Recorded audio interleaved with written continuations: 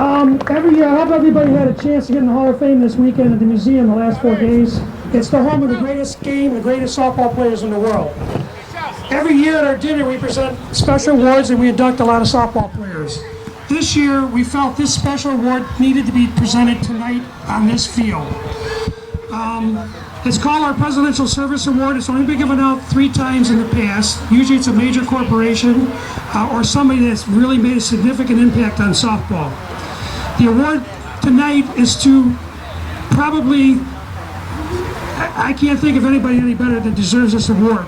I'd like the whole ground crew from the Forest Park District to come out on the field. Larry Buckley and your whole crew. I think everybody in the fields, these are the greatest fields in America. And it's because of these guys. You know, I've played in over 25 of these, or not played, I've been in over 25 of these. I've never had a grounds crew like this. I was a park director. These guys are the best. They do everything for us, they do everything for the players, and they never complain. They work tireless hours. So Larry, if you can help me for a minute, or one of you guys, I want to read the presentation. There's one on the bottom, I'm going to take the top one. We've got 2 plaques. One's going to go in the Hall of Fame, and this one, they can put, Larry, you can put in your office if you want. Presidential Service Award presented to the Forest Park ground crew in recognition of 47 years of outstanding dedication to the players, managers, and fans of the Chicago 6-inch softball community, the #1 softball field in America. Gentlemen, congratulations, and thank you from everybody in softball. You guys are the best. Larry, you want to come up and you want to take a picture? Guys, come on up here. So, Ron Kubicki, the president of the Hall of Fame, Mr. Powder here has just presented a beautiful presidential plaque for the best softball field in America, and you played on it. You know this is a great award. Right, George. These guys are the best they're the best at what they do. I mean, the fields are always in great condition. Rain, snows, whatever you got to do, they get it done. It's a great job. Yeah, so Lawrence Buckley, been here 28 or 29 years. Ron Kubicki, president of the Hall of Fame. Kind of an impromptu arrangement here, so we're glad we could get it on camera here with the softball hotline and, of course, the SSA broadcast. Softball fans, thank you for joining us here. So we'll be back right after this, and we'll start the big game with Mr. Powder Johnson and yours truly, George Bliss. We'll be back right after this. Who would like to introduce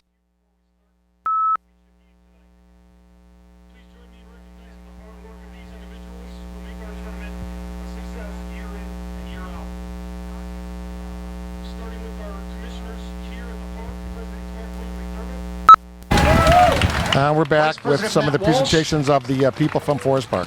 John Doss,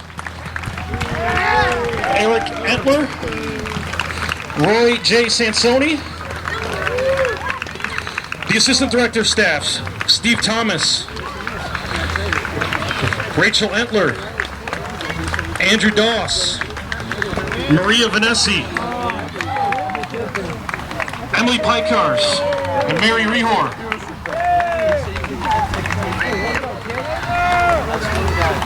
A few more behind-the-scenes people we want to make sure we recognize. Chris Richards and Vicky Stisevec. We've also got village commissioners in attendance tonight, Joe Burns and Rachel Entler. And I'd also like to take a minute here to rattle off the names of the folks who just received that award, who make these fields the best fields in softball. Their fearless leader, Larry Buckley, Ryan Russ, Carl Presto, Joe Presto, Denny Crotty, Bill Kenny, Jake Buckley, Larry Buckley, Angelo Gabino, Pat McDermott, Andrew Doss, Brad Gray, Chris Romero, and Nick Romero. Of course, we also owe a big round of applause to our tournament director, Grace Kenny, who helps everything go so smoothly over the course of the weekend.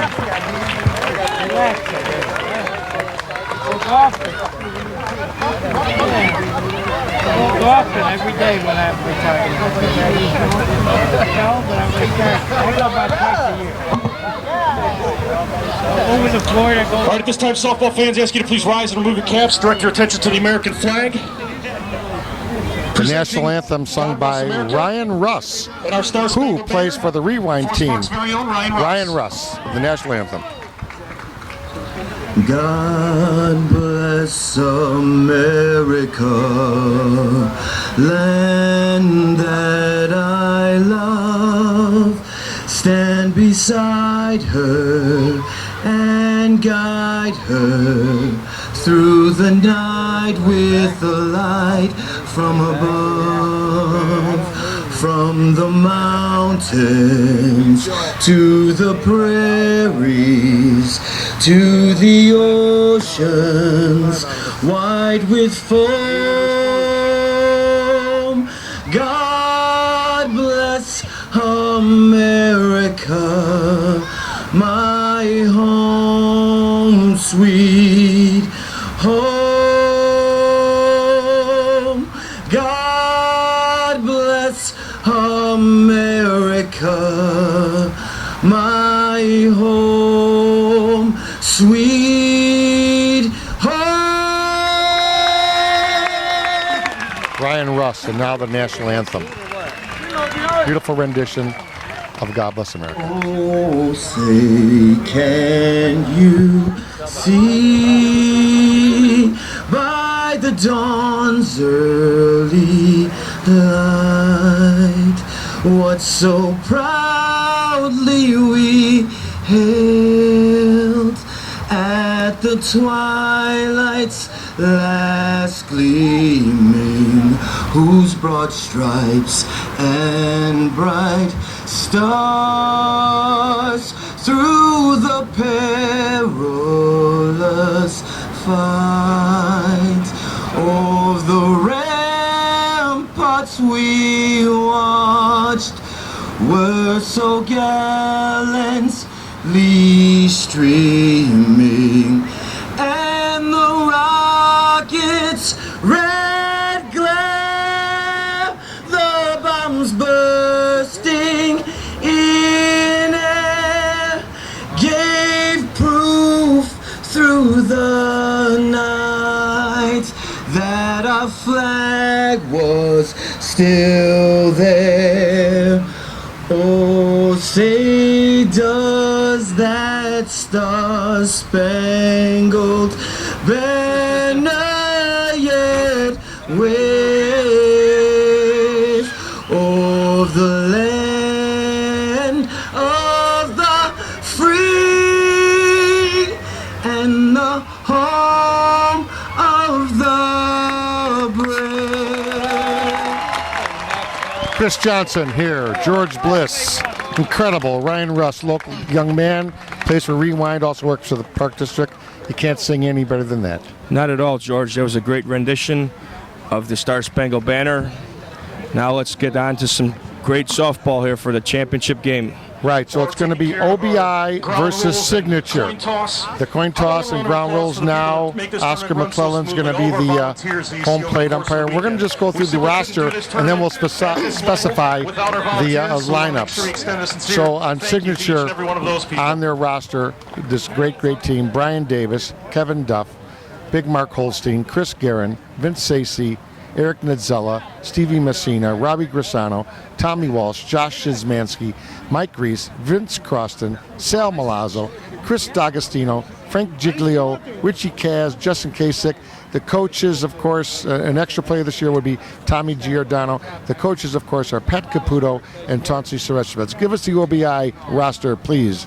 The OBI roster consists of Chippy Korenkowski, his brother Timmy, who plays shortstop, Kenny Koselico, Chuck Wigginton, Colby Fox, Big Dave Odell, Sammy Bertucci, Chris Sieben, Johnny Ryan, Jimmy Moretti, Timmy Petrus, Dave Bernier, Kevin Ryan, Joe Cass, Eric Acevedo, George Ignat, Chris Thompson, Jeff Dillman, and they're led by none other than John Doss. And John Doss is JD, very well known here in Forest Park for many, many years, and he is the director of streets and sanitation. So this guy puts in 80 hours a week and then comes out and coaches his team. It's incredible.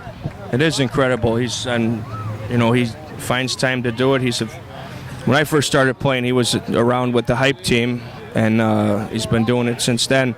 I started playing a long time ago, 15 years maybe. Okay. Yeah, very good, very good. All right, softball fans, All right. what we've all been waiting for, number 46 on your bracket. Signature won the So we've got one channel going in, so you're going to use this mic right here. So we got Windy City's the home team here for the championship game. Around the infield, they have Josh Szymanski at first, Kevin Duff at second, Vince Crosston at short center, Vince Sacy at short, Chris Garen at third, Mike Reese on the mound, and Mark Holstein behind the plate. In the outfield is Eric Nedzella in right, Brian Davis in center, and Steve Messina in left. Here is Chippy Korenkowski. We're going to share microphones today. Chippy Korenkowski is going to lead off, number 22. Here we go, play-by-play, George Bliss with my good buddy Powder Johnson. 47th annual No Glove Nationals. This, again, is OBI versus Signature. Now, I just want to remind you that OBI has not lost a game. If they win this game, they win it all, and Signature has to beat them twice. Yeah, it's going to be tough for Signature to beat OBI twice, because I believe OBI is running on all cylinders. They're a very good team. Nothing against Signature, but I don't know. I like OBI in this one, George. Okay, Chippy Korenkowski, play-by-play here. We're going to have Powder kicking in. Here we go.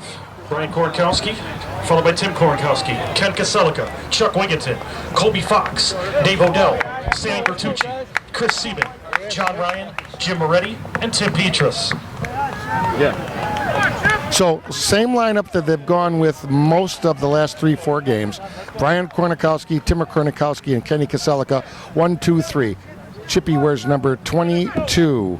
So we're going to do the book here for him, and we're going to take our time, give you a good broadcast. Up in the booth, Jimmy Bliss in from Los Angeles, California, along with George Vaznoros.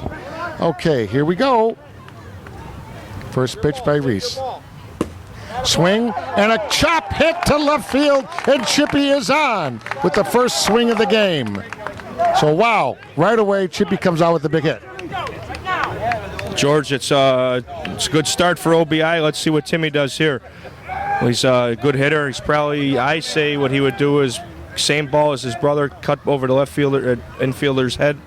I got it. So here's Korenkowski, their shortstop, number 88. His action is very, very quick here. So here we go, pitch by Reese. Swing over the right fielder's right side. Here goes Chippy to third, and a little bobble in right, and Korenkowski, back-to-back, second, third. Yes, there was a great ball by Timmy, flipped right over first. There was a bobble in right, so advanced the runners to second and third. Ken Koselico's up now. He's a very, very good hitter with a lot of power. Kenny Koselico, quick action here, batting third. Second and third, Korenkowski's on second and third. Chippy left off the game here. Here we go with the pitch by Reese.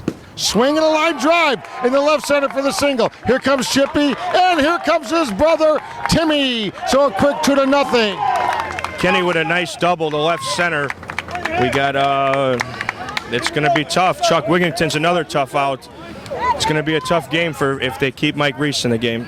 Yeah, I want to explain to the people listening all over the hotline and all over the SSA Broadcast Network that Koselico made it to second because this game is 60-foot bases and guys are very, very fast. Okay, here's Chuck Wigginton, their big first baseman for OBI. And by the way, if in case you were wondering, it is one bad inning. Wigginton, a hard ground ball to third base, the flip from Garen out at first for the out, and they hold Koselico at second. Yeah, it was a hard hit ball. Chris Garen at third made a real nice play to get the out. The bad part about it was left side of the infield doesn't move the runner over. Yeah, you don't want to go there, so that's kind of a mental mistake. This is Colby Fox. I believe he's normally their center fielder, and he is number 24. So here's Colby Fox, 2-0. Big Dave Odell on the on-deck circle. Big Dave in the on-deck circle.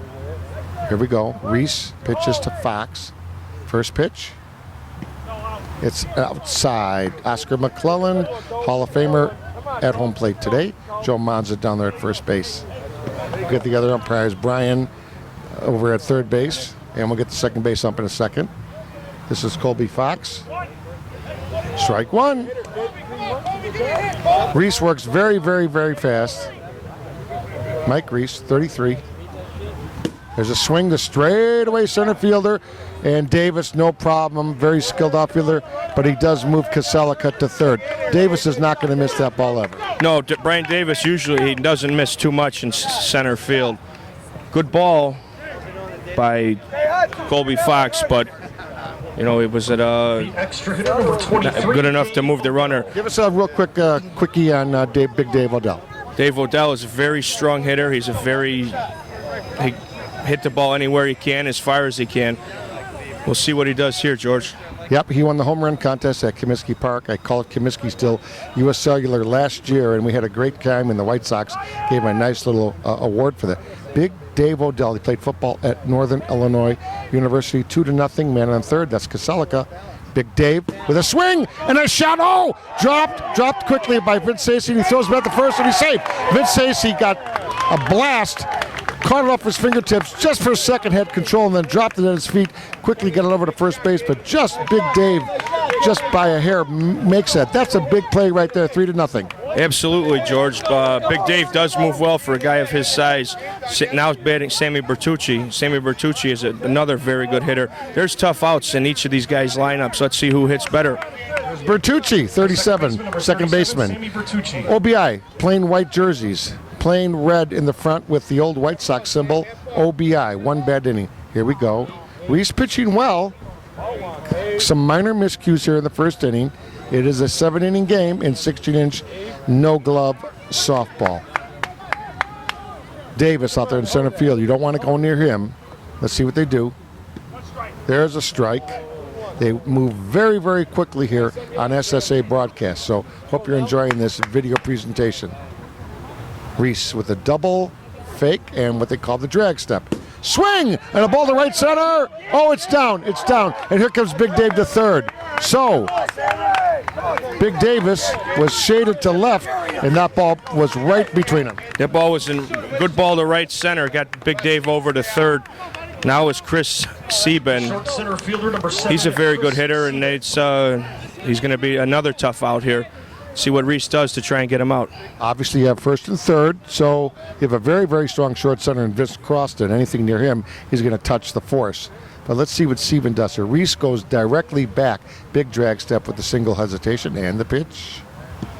Beautiful, beautiful pitch. Strike one there. He worked that one. Looks like Reese is going to be going back now. He needs to play that middle. He needs to become an infielder the minute he releases the ball. Ball inside. Beautiful crowd here at Forest Park. Here's the pitch. Swing and a ground ball to Garen. Quick release over to first for the out. 3 runs in that inning, and here comes Signature, but some pretty good action that first half inning. Very good action that first half of the inning. Signature's going to have to bounce back and hit right with OBI if they have a chance in this game. Well, you know, they're going to lead off with Brian Davis and then Duff and then Holstein. So, you know, you don't have many better players than 1, 2, 3 right there. Absolutely not, George. Them 3 guys are tough. So we'll see. I mean, Johnny Ryan on the mound for OBI is a very tough pitcher. He keeps guys off balanced, and we'll see how they fare against him. So Johnny Ryan on the mound, and let's set the defense for OBI. The defense for OBI is Brian Korenkowski in left, Colby Fox in center, Timmy Peterson right. At third base is Jimmy Moretti. At shortstop is Timmy Koronkowski. Short center, Kenny Koselico. Second base, Sammy Bertucci. First base is Chuck Wigginton. Koselico's actually catching today. Koselico is actually catching. Chris Sieben is playing short center. My mistake. And on the mound is Johnny Ryan, one of the best pitchers in the game, in my opinion, George. Johnny Ryan, the big pitcher. He's a righty, just like Reese. Here is big Brian Davis, arguably the best player in the game today. Boy, it's a Here's a swing and a fall. Oh, that's a short one to center field and caught it off the end of the bat. Yeah, it was Johnny Ryan made a good pitch, kept Brian Davis off balance. You don't see that too often, George. Not at all. Now batting is Kevin Duff. Kevin Duff is a very, very smart hitter. He can go all over the field, and we'll see how he does here. Duff, second baseman, bats left-handed, played at St. Ignatius. And my money, I mentioned the other day on Channel 9 with the Dave Kaplan Show, I got to say my favorite player, he just does everything disciplined. And there it is, a shot to left field, and Chippy comes in and grabs that right off his fingertip. Chippy made a nice play on that ball. I thought it was down myself, George, with now batting Mark Holstein. Mark Holstein really hits the ball hard, puts it anywhere, hits it really, really far, both gaps. And when I play infield, I do not like to get in the way. You ever played a guy against this powerful? I've never seen anybody this long. Yes, I've played, there's a couple guys out there, but Mark Holstein by far hits the ball as far as anybody I've ever seen. There's a long fly to right field, deep against the stadium backer, the chairs for out number 3. So 1, 2, 3, and Ryan gets down Holstein. An incredible pitching job there that first inning. I agree, George. Now OBI is going to come up with their middle, bottom half of their order. They're very, very good.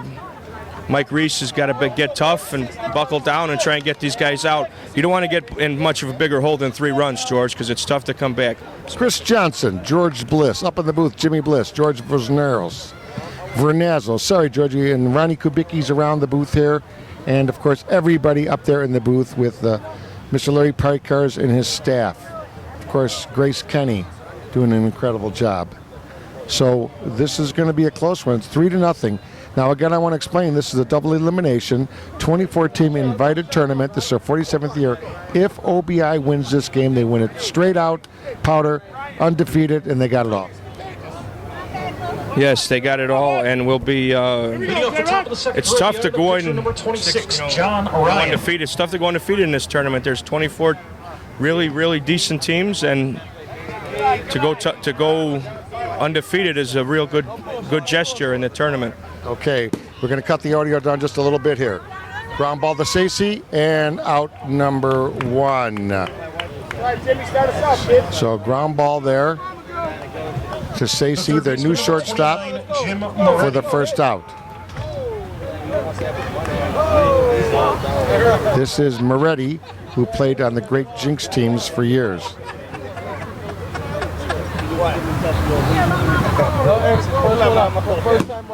Moretti with a swing to left field and the beautiful chop cut. Moretti on first base. That's softball. It is softball. Nice high pitch, just tomahawk it over the infield. Now batting Timmy Petrus, bottom of the order guy. Pretty smart, moves runners when he needs to. We'll see what he does here, George. Petrus, number 9. Let's see what he does with Moretti on first. Reese delivers. Swing and a hard cut, and it goes foul. Explain the cut very quickly to the people listening and watching. Cut ball is when you get a higher pitch, eye level, you hit the outer half of the ball, puts a spin on it and drops it towards the line. If you're a left-hander, towards the first base line. If you're a right-hander, towards the third base line. You got to hit it perfectly to get that crazy spin on it, right? You got to hit it as perfect can be to get that crazy spin on it. There's a lot of guys that try it and they get mad that they can't do it because every time they do it, it's a one-hopper to shortstop. Here's Petrus, and he goes to the right side, and that's kind of what we call a push. Yes, you push it right. Try to push it right over the infield for a single. Move runners over. I mean, it's another good ball. It's like a cut, but a reverse cut. Yeah, I call it the push, but I couldn't do it to save your life. Petrus with 2 strikes. Josh Szymanski, with the big red beard there, the Blackhawks beard, he's watching out for that. It's hard to play that. They go left side, right side, and where do you play these guys? Reese is going straight back just about every pitch here with a double hesitation, and there's the double hes, and here comes the pitch. And just hit the plate. And again, if it hits the plate, it is not a strike like some other leagues. It has to clear the plate in 16-inch softball. Here's the pitch by Reese. Swing. Line drive to second base, and he doubles off Moretti. Yeah, Moretti should have stayed at first. The play was right in front of him. Timmy Petras hit a hard line drive to second, which is the right idea to go behind the runners in that situation. But Duff was right there to make the play and ended up being a double play. Yeah, Duff's not going to miss that ball. One of the best defensive players in quite a few years. Absolutely, George. Now let's see what Windy City has in the Signature has in the bottom of the second. They have Garen, Vincey, and Eric Nedzella coming up. Three really good players. Tell us a little bit about Garen. He's a heck of a player. He plays 12 inch as well. Garen is a monster in both. I've played with him and against him, and he can go all over the field. Now he's learning how to soften his swing up and hit a cut ball, and trying to push the ball, that stuff. And once he gets everything down, he's going to be a major out right now. He's a tough out now, but he's going to be even tougher when he gets all that other stuff down pat. And he is one of the executives at the actual core sponsor of his team, Signature Transportation. 3-0. Here is Garen. Okay, here we go. Ryan to Garen. Swing and a line shot to left field. Chippy like smooth silk out there. Chippy is so smooth out there. He doesn't miss much. He's one of the best outfielders there is in the game, along with Brian Davis and Eric Nedzella on the Signature team. If I had that outfield, I would never lose. No, and also the game before this that we did not televise, Rack City, they've got some incredible outfielders as well. Little Dave Bradford and Brian Blackwell Jr., two fastest people I've ever seen. Now batting is Vincey. Ground ball up the middle and bobbled at short center. So they couldn't catch it. It caught him in between. So that's kind of the way the game is played. It's like a very, very, very hard chop. And Vince, by the way, came from Players Inc. last year. He is the shortstop for Signature. So he bounced one up the middle, and that in-between bounce caught the short center, and he couldn't pick it up. So here's Eric Nedzella, who used to play with the Roadrunners many years ago. Yes, he played with the Roadrunners for a few years. This year's his first year with Windy City Signature. Fly ball, left field, Chippy. Not a real good swing there. No, not at all. It looks to me like the Signature team is kind of gassed. They played a few more games than the OBI team has, and the last game took a lot out of them with Rack City. Yeah, earlier today, the Windy City team, now called Signature, had to come back through the loser side and had to play a few more games and very little break. OBI got to sit in the sidelines in the sun, under the trees, and relax and have their Gatorade. So yeah, OBI's got the rest, so they have no excuse about that, do they? Right, no excuse. OBI should be well rested for this game. Signature had to bounce back and play a very tough Rack City team with no breaks in between. There's a ground ball from Messina to Ryan, down on one knee over to Wigginton. So nothing there, 3-0, and so far Ryan is going very smoothly. Yes, Johnny Ryan is throwing a great game as of right now. We're going to have to, OBI starts with the top of their lineup. If they get a couple more runs this inning, it's going to be tough for Signature to bounce back and beat them. Yeah, the mental part of it is, you're so tired. It's such a long season. And these guys, again, for all my viewers and listeners on SSA broadcast, all these guys love this game, and they have full-time jobs as police officers, full-time jobs as transportation people. I know a couple guys own their own companies. I know many work for the city, and they are out there in the snow and in the rain, working on streets. It's brutal, and then they come out here and they try to play all weekend with 80-degree weather in Chicago. I could never do it. No, it's tough. For the guys, they have day jobs. Some guys play 2 or 3 games a night and then go to work overnight. Wow.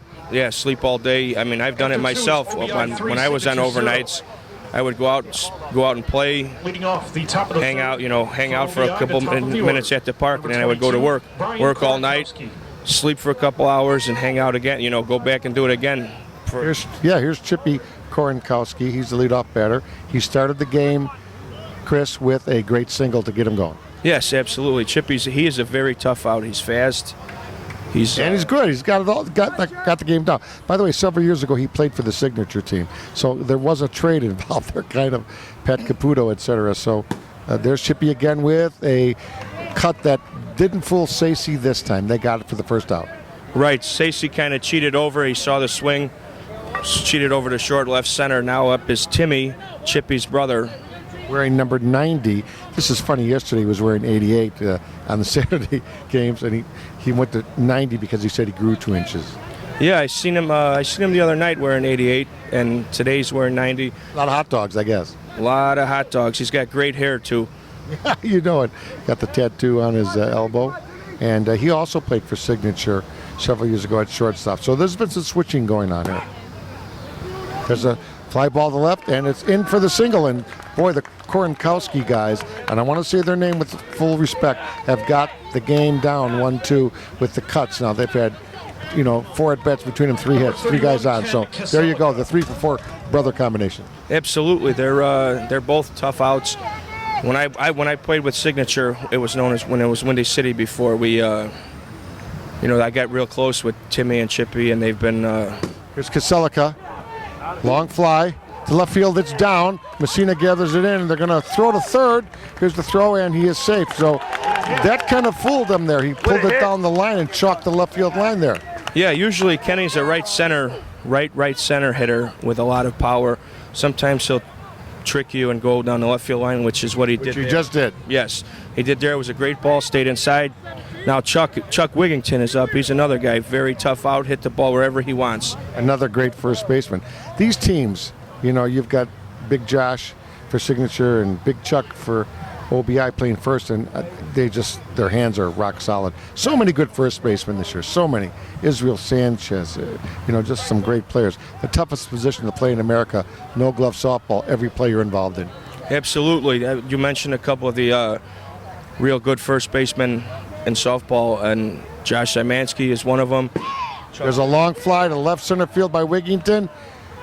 It kind of handcuffed Messina. I think Messina got hurt out there. I think he may have fallen on the ball, maybe out at third. Now, let me explain. Let me go back here, Powder. Long fly to left field. Messina rolled over on the ball, possibly knocked the wind out of him. The center fielder picked up the ball. They threw into home, and they did get the runner out running. It did not slide. Yes, they rounded. Chuck didn't slide into third. The center fielder picked the ball up, made a nice throw to third, and they were able to get Chuck out. Now, Messina came in quickly, one of the greatest left fielders, had it, and then for a second the ball dipped, and it caught him in the grass line, and he rolled over it, just like falling on a football there, I would think. Yeah, it looked like it might have knocked the wind out of him, but he is down. He's still down. They're going out to take a look at him now, and hopefully we'll get an update soon so we can update everybody that's listening to the broadcast, George. Yeah, SSA broadcast, 47th Annual No Glove Nationals, Forest Park, Illinois. We are west of downtown Chicago. I always call it the Sears Tower. We're just about 10 miles directly west, throw a softball, from Sears Tower in Forest Park, Illinois. Zip code here for all you navigation people is 60130. So Forest Park, Illinois. By the way, it's also the site, and we'll have more on that later, of the 16-inch Softball Hall of Fame. Our SSA broadcast president is on the board. It's an incredible building, isn't it? Absolutely, George. I've stopped in every time I come out here, play a league game or play a tournament game here, and I like walking through. It's a great history. I suggest that every young player that just started playing get a chance to come out and look through it. You see all the old teams, the Sobies, the Whips, the Bobcats. Yes. And the Sobies, the Whips, Bobcats, 45s, Lettuce, Pugliese, all of them teams to where, I grew up watching. Everybody should see them guys play because they played softball the right way. Yeah, 7600 west on Harrison, Forest Park, Illinois, when you come from out of town. Now, the cameraman up in the booth, we do have a little break here. If you possibly could, if he has a chance, he could zoom in on the Hall of Fame way. It's a great camera we have, supplied by SSA Broadcast Technical Division. If he zooms in on the Hall of Fame, which is literally straight away center field, that brown building, Jimmy, if you can get that, zoom in on that just for a second. Just give the fans a general idea. It's out by the scoreboard, 5-0 here. We have a little injury break here, and I don't know if Messina's going to get back in because he really knocked the wind out of himself. So if our camera guy is out there, he can pan the audience with the zoom on the camera from left field to center to right, see the crowd out there, and way beyond there in center field, kind of behind the screened tennis courts, is the 16-inch Softball Hall of Fame. We'll try to get some pictures for you later. We know that the broadcast is limited to our one camera, but we're doing the best I can. We're here with Chris Powder Johnson. Now, Messina is up. Let's see if they take him out, Chris. Can you see out there what's going on? Messina seems to be walking into the dugout, into the field area on his own power. Like I said, it might have been a wind that knocked out of him, maybe a knee or an ankle or something. But who knows? He seems to be walking okay. Let's see if he stays in the game, George. I don't know. Well, they do have the first aid guy from Forest Park here. They do have him. So let's see what happens. Let's see what happens there.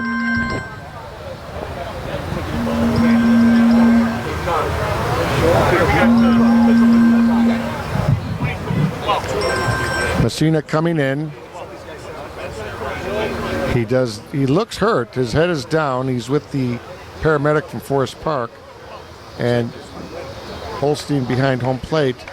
Big hand for Messina.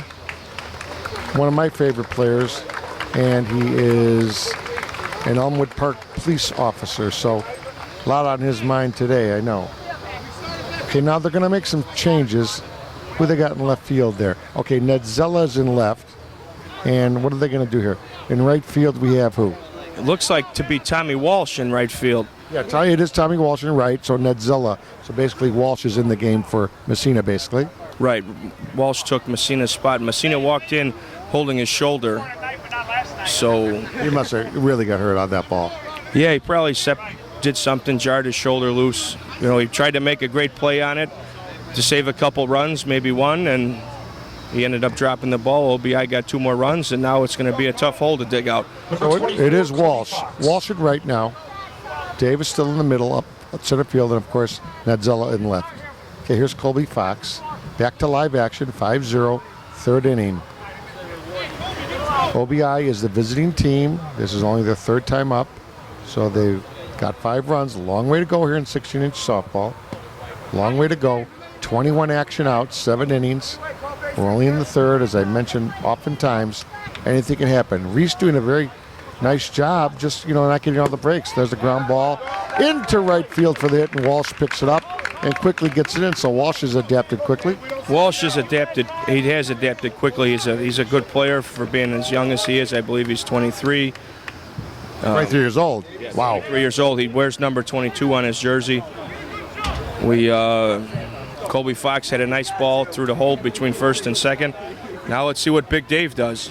Big Dave Odell, number 23. Sometimes they call it designated hitter, extra hitter. I like to call it designated hitter. Ground ball to Stacey at short and kind of, off his backhand. And just for a second, Stacey had to leave the ground because Big Dave, who played football at NIU, beat that down to first base. And Stacey had to hurry to throw, so an infield signal. Right, he had to hurry to throw. Sometimes on a play like that, you'd want to hold the ball to prevent the runner that was on first base from getting to third base. You're off balance, you make a throw that makes 4 hops to get to first base. That's exactly what happened. Okay, number 37. Love these white uniforms. This is none other than big Sammy Bertucci. 37, Sammy Bertucci. Bertucci, 37. 5-0, 2 outs. Got to stop him here. You got to stop him here, stop the bleeding, because it's, like I said, you get down 5-6 runs. It's very tough. Fair ball on the third base line, right on the chalk. And there's a leg double. Another run scores 6-0. Big Dave Odell over to third. Right on the line. Right on the line. It was a tough ball. I mean, at this level of softball, in this game, the prestigiousness of this game, you have to lay out. You have to get dirty and try and stop that ball from preventing runs from scoring. Great. All right. Here's 7. Chris Sieben. Chris Sieben is up right now. He's a good young player. He's been with OBI ever since I can remember. Reese has got to get an out here, though. Pitch comes in.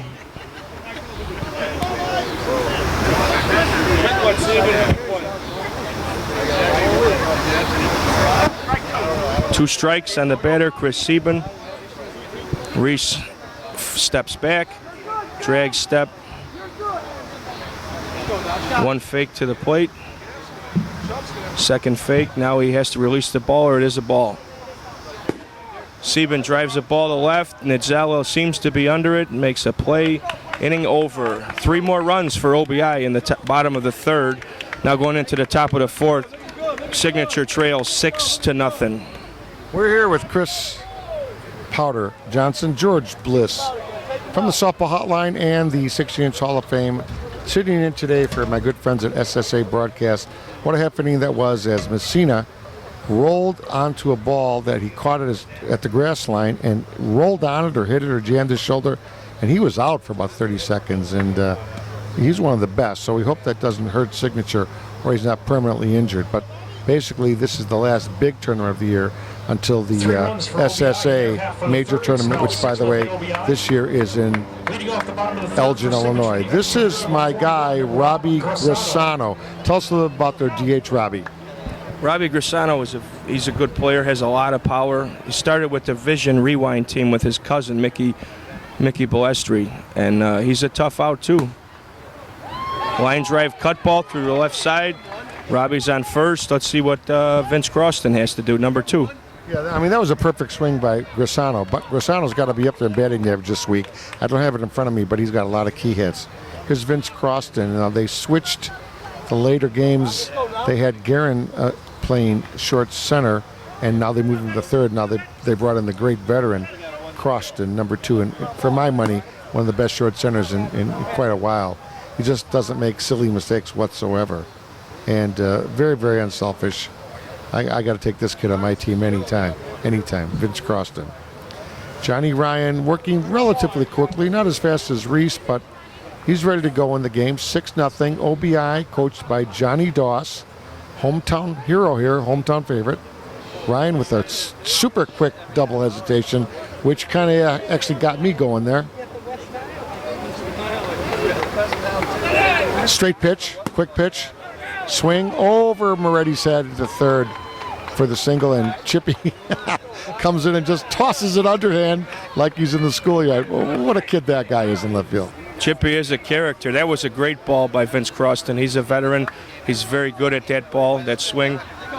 And I think why he's playing now is short center, and they moved Garen over to 3rd base to go with a more offensive-minded lineup because they're playing the tougher teams. Zizmansky with a swing straight away. Nice shot to center field, but caught out there by the center fielder and in quickly to the shortstop to cut it down. So 1st and 2nd, 1 out, no movement there.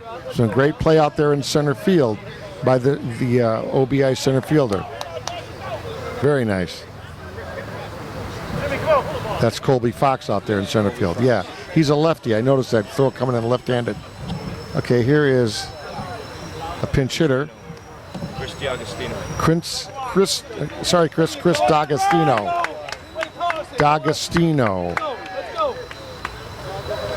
There it is, number 3, Chris Dagostino. Lefty, swing to left center. Here comes Chippy quickly, and Chippy comes in, Chippy K, with the ball quickly into the 3rd baseman. So Chippy K out there, Chippy Korenkowski, all over the place.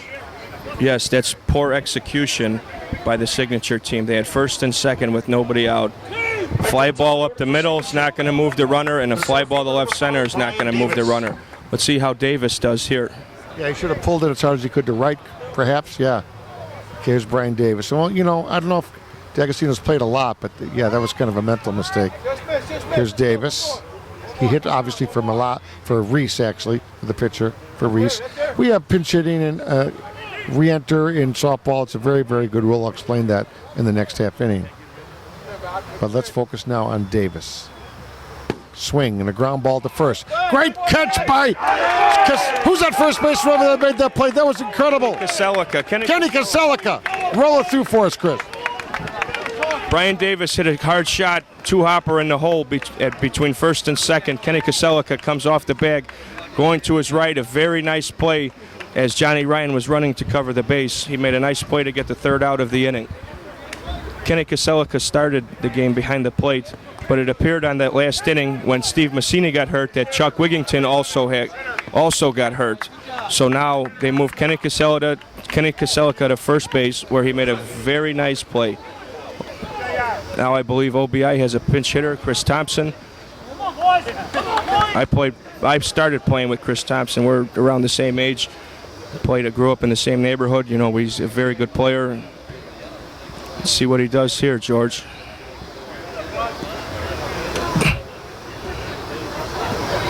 Chris Thompson that wears number 11, neighborhood guy. Chris Thompson. Now, I don't know much about Chris Thompson. So this is number 11, Chris Thompson, batting here for OBI. Reese back in the game, what we call re-enter. Mike Reese, he was pinch hit for Dags, but now he is back in the game. Yes. He's pinch hitting for Johnny Ryan. Okay, now number 11 is hitting for Ryan. Here's a ground ball to Vincey off his palm and dropped over there by first base because they hurried that throw, and Josh couldn't handle it as it came in a little high. Yeah, Josh usually doesn't drop much at first base. He is, we talked about it earlier, he is one of the best first basemen out in softball today. Chris Thompson, for a big guy, he hustled down the line. Now Jimmy Moretti's up, who's a very good hitter, very smart hitter. Let's see what he does here. Moretti, third baseman for OBI. As I said earlier in the broadcast, played for Jinx, local guy, I think from the Berwyn-Cicero area. Again, one of the guys, very, very underrated. This guy is a very good player, and he's a gamer, as they say. Loves to play. Reese doing very well at pitching. The game is, you know, kind of some miscues, and right now it's going the way of OBI, quite frankly, as there are 6-0 leading Signature. Inside. Vince Crosston moving up a little bit in short center. Maybe cut down a ground ball. Line drive to Stacey. Caught, and Stacey holds on to that. No chance for the double play. No chance with the double play. Thompson stayed close to the bag. Stacey made a nice play, looked over to first and saw how close he was, decided not to throw the ball. I believe that was a smart play for Stacey. Timmy Petrus up now. Timmy Petrus is a punch hitter. He's fast, likes to hit the ground, hit the ball on the ground and move. Here's Petrus. I believe he's playing right field this game. Number 9, right fielder. Swing. Ball to left field. And caught out there again by Davis. Another incredible play. Davis made a nice sliding catch coming in on a ball. It was hit real short. Another missed opportunity to move a runner. Now it's for an OBI's behalf. He's they got OBI's got is that evening off now. They got to get back into it. Right, they're up 6-0. They still should move runners with, every run counts in this game. Signature's a very, very good team. They can score 6 runs in 1 inning. When you have Holstein on your team and Garen and Duff and a bunch of other guys, Davis, you can hit. They can explode for 10 just like that. Right, you could score 10 runs and 10 runs with no outs if they want to. A swing by Chippy to center field. There's the hit. Man coming to third as they correctly throw the ball into the middle of the diamond there.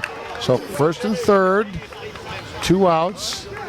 Chippy is on his game tonight. Chippy's a tough out. He usually hits well, plays great outfield. He is on his game tonight, though. He mishit the ball his second at bat. Third bat corrected himself and got a nice base hit through the left side. Here's the brother combination. Timmy Koronkowski, number 90. Just preceded by Chippy, who's wearing 22 on his jersey. So Chippy on base often this weekend. Now can they capitalize here? As Reese delivers, there's a swing, a lazy fly to center field, and Davis just had a bad jump on it, but just got it. Great catch there by Davis to end the inning. Davis extended out for that one on a jump. So we made a real nice play on a ball that I thought was down. I thought it was in the gap, George. I thought OBI had 2 more runs. But Davis made a great play on it. Now Signature has to answer. Bottom of the 4th inning, they have to come back with something. Holstein, Garen, Duff, them guys, they have to start doing something, or else their chances of winning Forest Park is dwindling fast. We're halfway through the 47th annual No Glove Nationals. Sun going down now. Lights turned on. Beautiful, beautiful 75-foot light towers here at Forest Park. Before the game, we hope you saw it. a beautiful plaque presented by Ron Kubicki for the best park crew Leading off for signature anywhere. number 6, Kevin Duff. So here's Duff, St. Ignatius. Great high school player. Incredible defensive player. And playing second base for arguably one of the best softball teams. Well, really, they have been the best team the last 4 years. They've won they've won 1 ASA and 3 SSAs, I believe, in a row. Yeah, so they've got 4 major championships in the last 4 years. So, I mean, come on, they're on top of the heap. Right now, OBI is challenging them to take it away for the No Glove national title. Absolutely, George. OBI won a couple ASA major nationals in a row. Signature has 1 ASA major and 3 SSA major. When I played with Impact, and they beat us in a couple of years back in the major championship. Duff with a line drive up the middle here. Powder doing his analysis work here, boy. So Duff is coming through for his team. Yeah, Duff came through with a great ball up the middle. The catcher, Now number Holstein 21, is up. Holstein. Holstein is capable of hitting the ball anywhere he wants. He's gonna. I have a feeling, George, he's gonna come through here with a big hit. So we'll see what happens here. Johnny Ryan is a tough pitcher, but Holstein's a tougher hitter. Here's the pitch to Holstein. First pitch was a strike. I'm sorry, a ball. Check that, a ball. Second pitch, a ball. They're not going to give anything to Holstein because he can go over the scoreboard in right field, and I'm not making this up. He's done it. There's a long fly to center field. On his horse, the center fielder, he's got it. Colby Fox has got it. And up comes the runner. That would be, of course, Duff moving up to second base. That was a smart base running by Kevin Duff. Holstein drove the ball deep enough for him to tag up and get second base. Scoring position for another great hitter, Chris Garen. They need to break it now. I mean, Garen needs to swing full. See if you can get one in the gap. Make it 6-2. 4 runs is basically like 1 run in major leagues. So let's see if Garen can get it up there. But when you're up by 6, it's a little tough with the 7 innings, the 21 opportunities. Your opportunities are now, you're halfway through the game now, whereas in the major leagues, you're halfway roughly in the 5th. So right now, they are, 12 outs into it, and they only got 21, so a little bit past halfway here.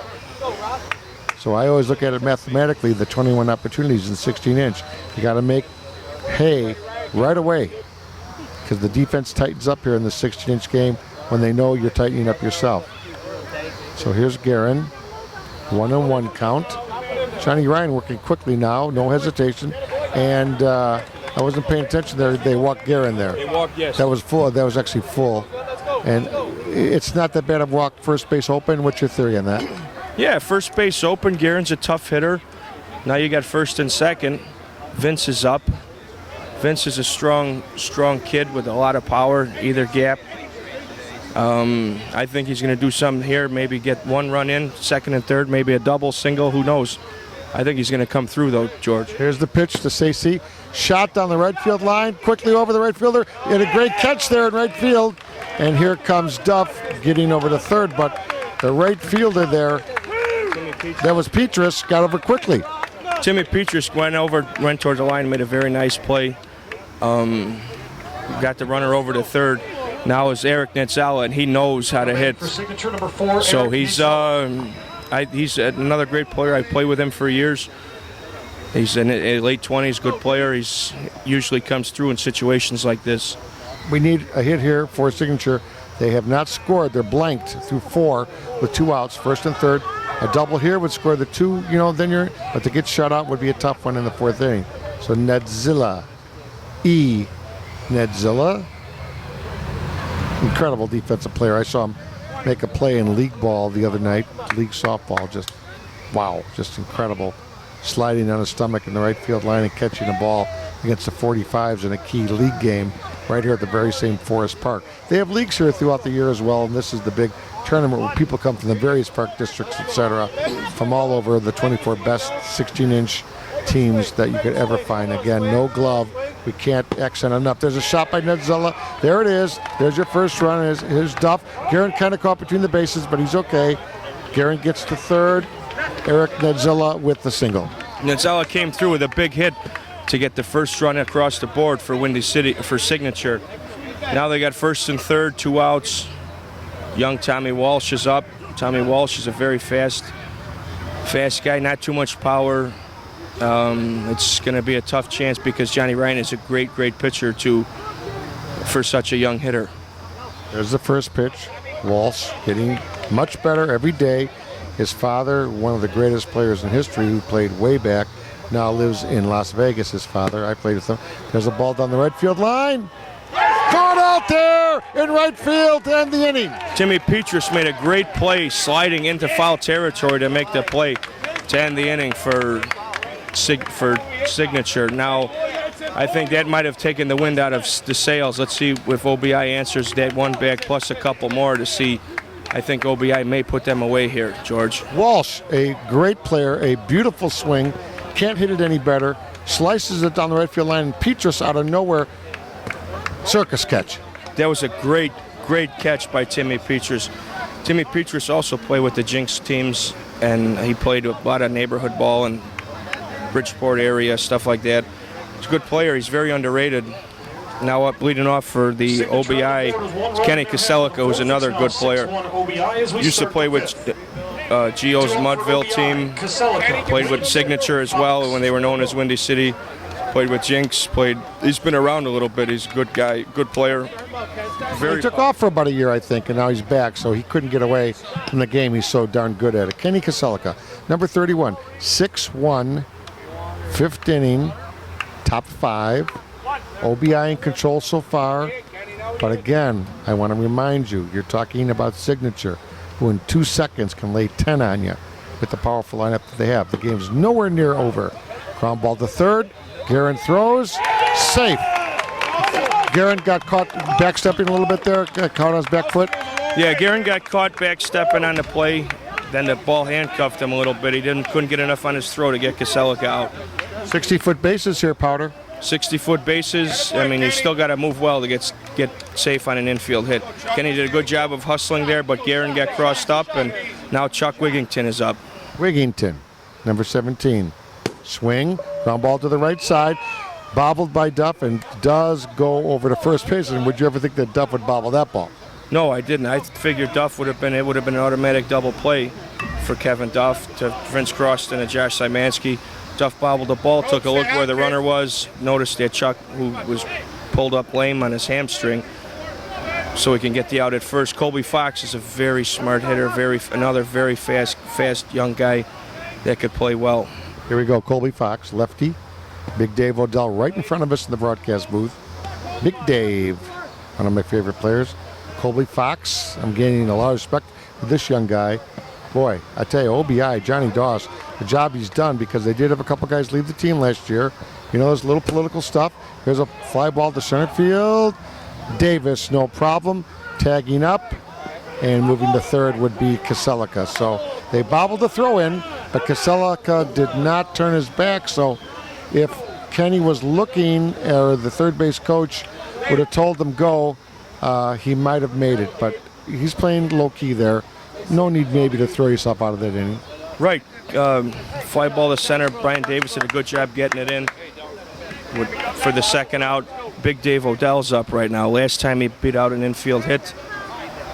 The throw came in from center. It was bobbled. The third base coach actually tried to send Kenny, and he didn't go because I looked to me like he wasn't paying attention. Yeah, he was looking away from the ball.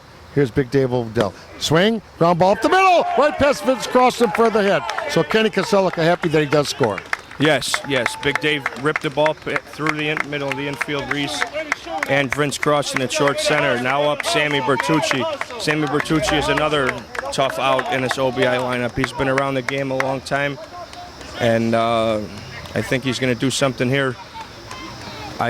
We'll see. I think he's going to maybe hit it over to that right field line. He's a line-to-line hitter, so we'll see what he does, George. 7-1. They're going to change the scoreboard here in a second. 7-1. Bertucci, 37. 7-1. They didn't score Koselico's run yet, but I'm sure they will as we mark it here.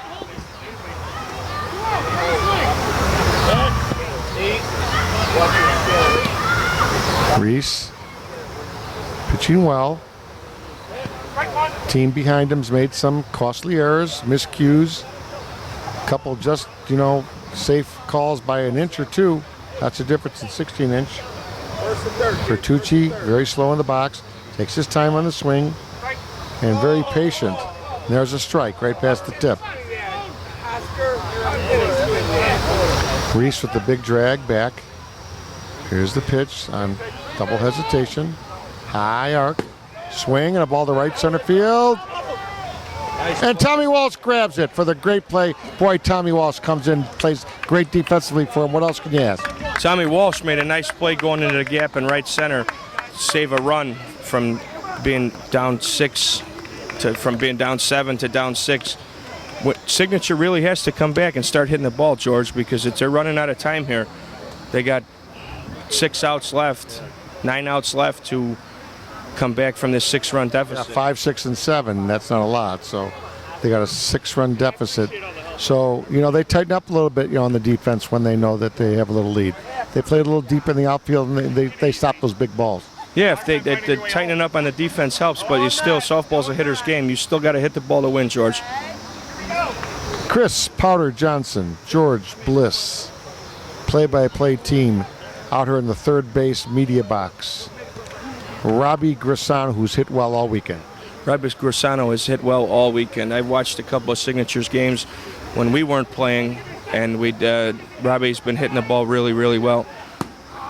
Also, Robbie and his girlfriend just had a baby not too long ago, so I hope all is well with that. And Robbie being a good friend of mine, nice to see him out here with such a small baby, and a lot of people don't get to do that in this day and age, George. That's for absolute sure.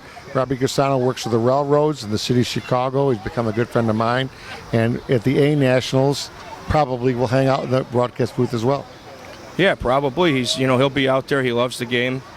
He's kind of a student of the game. His uncle, Mickey Balestri Sr., is a great player, Hall of Famer. So we'll see Robbie's got to come through here, though, because, like I said, Signature's running out of time, George. Yeah, defense on OBI has been very good. He slaps it down, a hard chop. Korenkowski throw to first, and what a great throw there by their shortstop. He bulleted it over. Timmy Koronkowski has a great arm. He's great hands, very good shortstop. He knows what he's doing out there. Timmy is calling for the chop, and they're not giving it to him. And a chop basically is not hit that hard. A chop, I knowing the game for many years and being as old as I am, that was basically a ground ball. It was not a chop. It was swung out like a chop, but not technically a chop. Right, a chop would go right down right in front of home plate. That kind of went toward the pitcher's mound and bounced up. He tried to cut the ball, and he missed it. He hit it good, though, but missed it, as they say. Here's Vince Crosston, short center. Made an incredible play this morning in the early game that I haven't seen. A line drive, caught it off the grass line. Just incredible player, Vince Crosston is. And also a very good hitter. If Vince is going to do his best to get his team motivated. So here's Vince now, the swing. Ball, straightaway center field. Caught it up the handle. So for out number 2. Looked like Vince tried to drive the ball deep to right center there. He got underneath it. Usually he gets that ball down. He's not really a power hitter. So he can just, try to drive it, make something happen for his team. They're down to 6, 7 outs left, George. Signature's got to start hitting the ball. Josh Szymanski, who's up right now, could do that. Here's Josh. Number 18, first baseman. Signature transportation. White jersey, a yellow horizontal band with black bands on top and the bottom. Pretty cool uniforms with the gray pants. Black stripe, yellow zip line, and the really nice whitish hats. Sal Milazzo, just nobody dresses his team like Sal the last 10 years. Just beautiful. I mean, going back to the 90s, Lettuce had beautiful uniforms.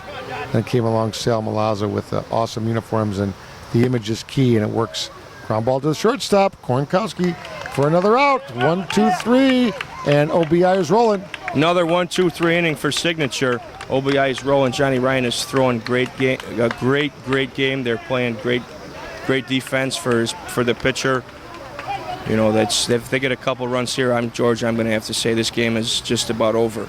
But never say never, though, because you've seen games as a high school coach. By the way, Chris is a high school instructor here in Chicago.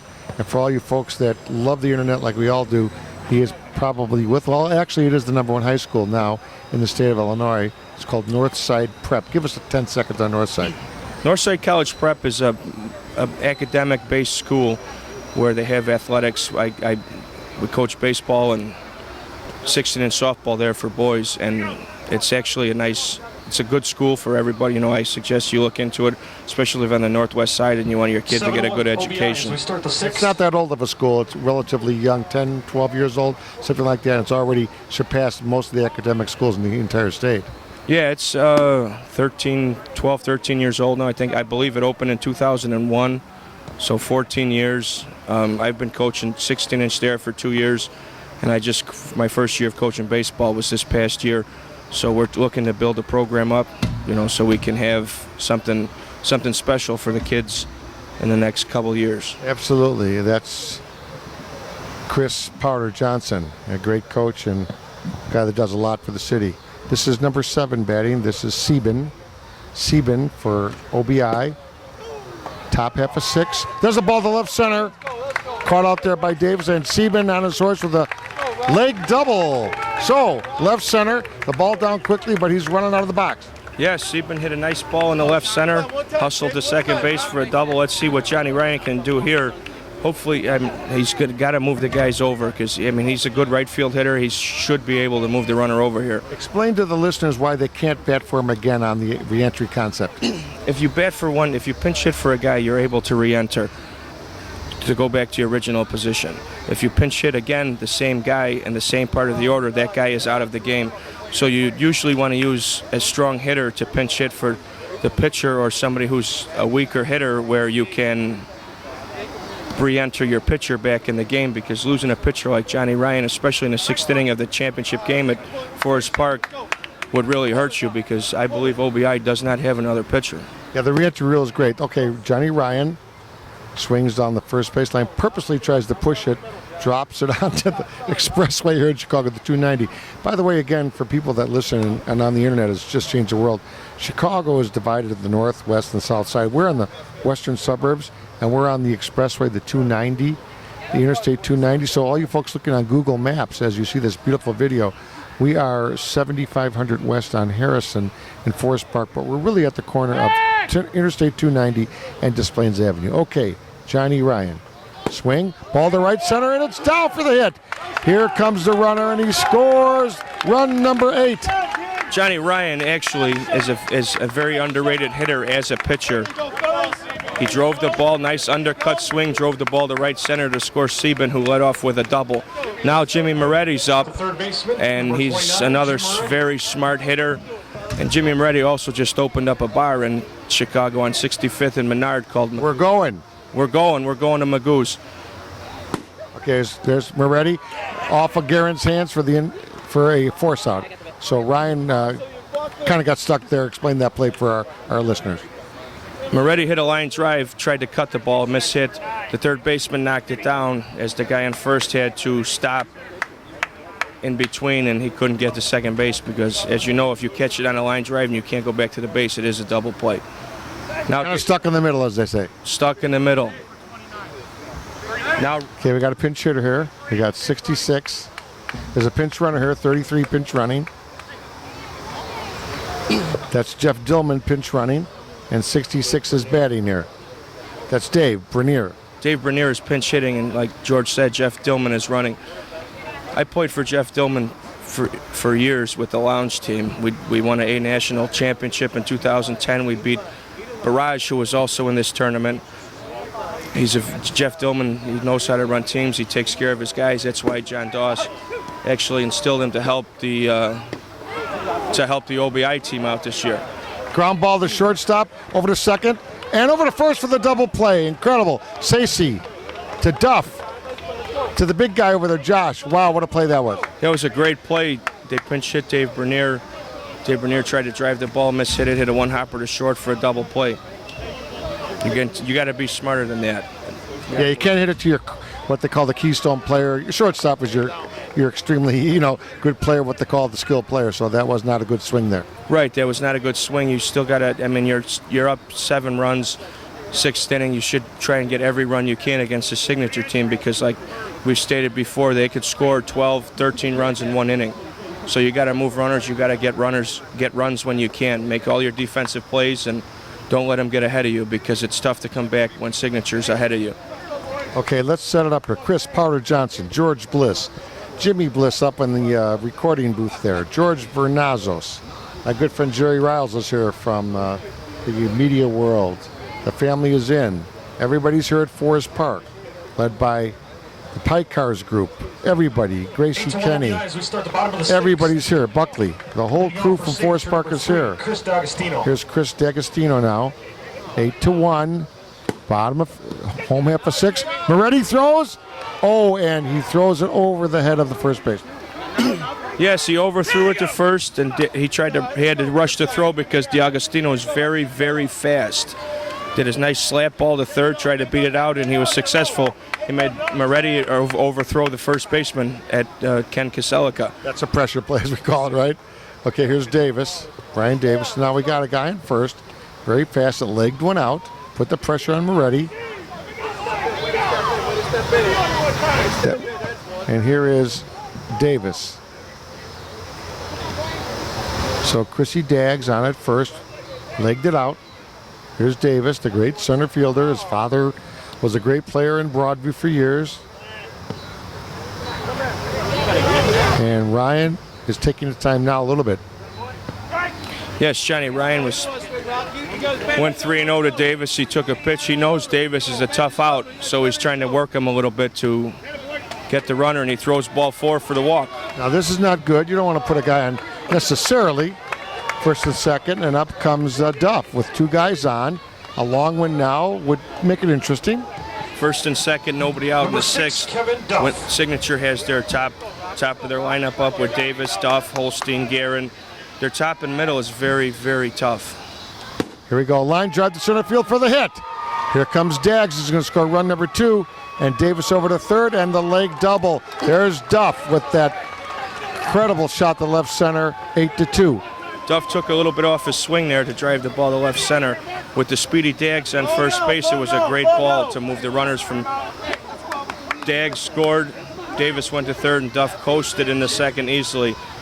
Now you got Mark Holstein up. I'm betting, George, that they walk him. Well, okay, so I've never coached a team. I try to analyze, but there's no way you have to walk him.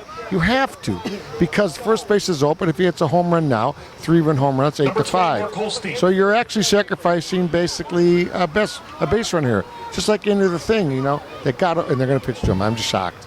I'm so shocked that they're pitching to him. So my good friend Jerry Riles here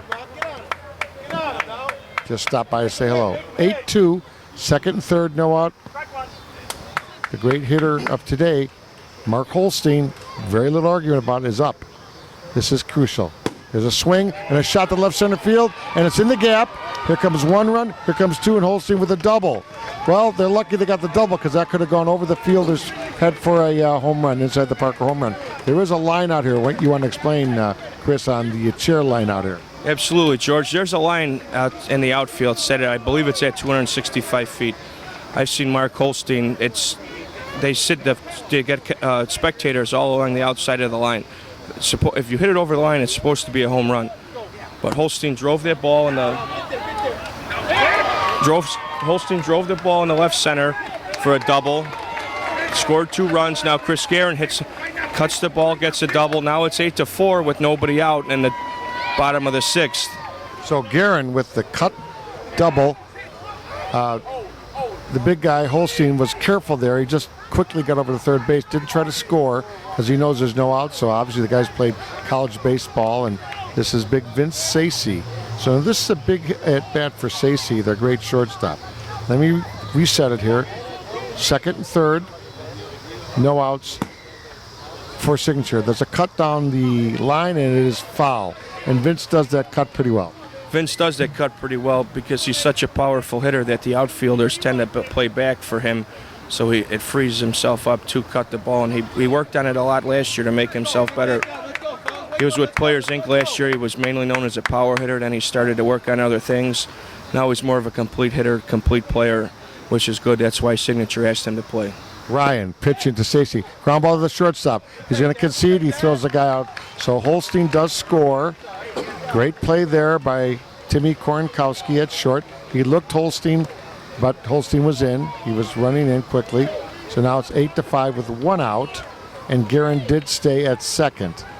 So we have a man on second, Garen out there at second, held by the shortstop. First base unoccupied. So we got Nedzella now. Here we go. Strike one to Nedzella. This would be a crucial at bat here. This is a crucial at bat here. I disagree with that choice of hitting last at bat by Stacey, because he should have hit the ground ball to second base or the right side of the field to move that second runner over to third base, along with bringing the run home, because now it puts less pressure on the guy after him to try and get a hit to drive in the run, as opposed to hitting a fly ball or grounding out to second base or the right side to bring the run in. Now Tommy Walsh is up, and it's going to put tougher on him because he's not a big guy, and the outfield tends to cheat in on him, so he can make him drive the ball over. Walsh swings at the first pitch, and it is down for the hit. Down in left field. Oh, great play there by Walsh as Walsh chops one. A soft chop that fell over the third baseman's head. Chippy came in and didn't get it for the single, and then he gets a second on the throw-in. Yeah, Chippy tried to make a sliding catch on the ball, and he couldn't get it to it. Tommy Walsh hit it nice and soft over third. He scooted into second base. Now that's 8-6, 6th inning, 2 outs. Looks like Chippy is hurt. I hope he didn't dislocate that left hand. That would be very, very bad.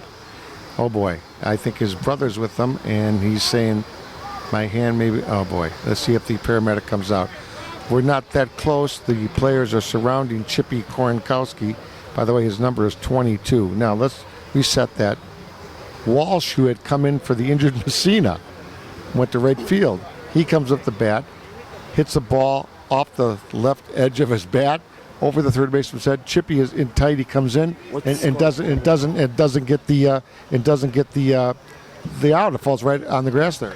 Yeah, he tried to go with his best ball with his left field push, and he got it. He mishit it. It looked like he mishit it to me, and he just hit it nice and soft right over the infield. Now Rob Grisano's up with 2 outs in the 6th.